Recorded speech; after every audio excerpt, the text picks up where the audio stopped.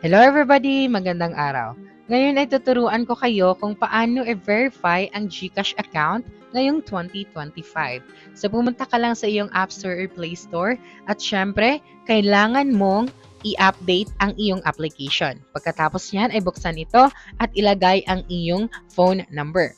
At i-type mo lang dito ang iyong verification code at pagkatapos niyan, i-click ang new account. So kung bago ka pa lang sa GCash, kailangan muna natin gumawa ng account.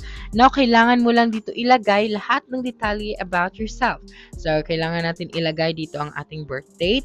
Kailangan tama ang iyong birthday sa GCash dahil bahagi ito ng identity verification. Pagkatapos niyan, i-click mo lang ang confirm.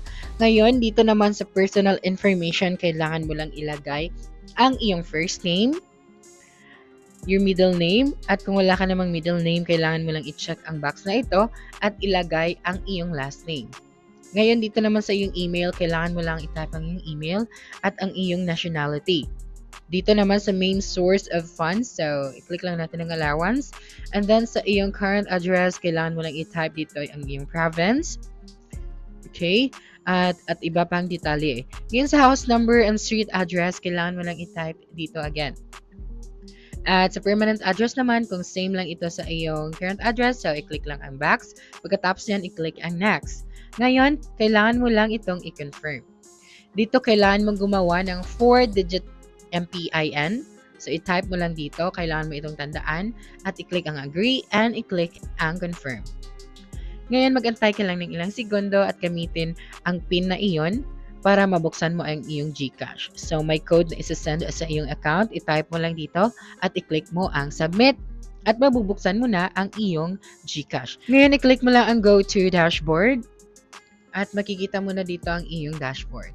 So, kailangan muna nating i-verify. So, ngayon, sa pag-verify ng iyong account, i-click mo lang ang verify now at maghintay ng ilang segundo at kailangan mo lang i-follow ang steps na ito. So, to verify your account, keep your ID readable and inside the capture areas. So, may mga samples dito na kailangan mo lang sundin.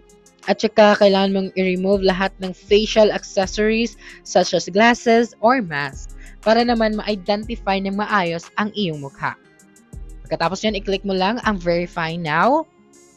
So, dito sa verification area, kailangan mo lang mag-antay ng ilang segundo at kailangan mong ilagay lahat ng detalye tungkol sa iyong self. So, dito sa birthday, kailangan mo lang ilagay ang iyong birthday. So, again, kailangan mong tandaan na tama ang iyong birthday dahil bahagi ito ng identity verification.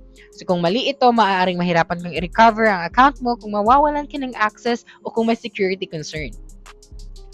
Okay, pagkatapos yan, i-click mo lang ang next. So, double check your details.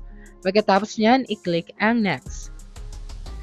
Okay, so kailangan nating ilagay dito ang tamang taon.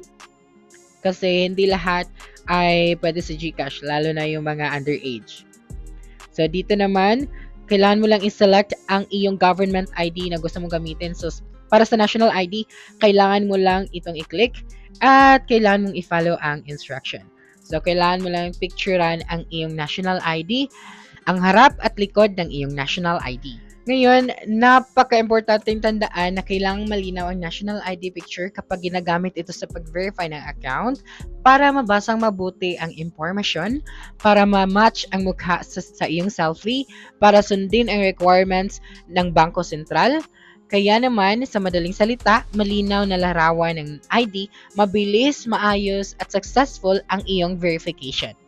And that's it for this video. If you think this video helps you solve your concern, please subscribe, like this video, and leave your comment below. Bye!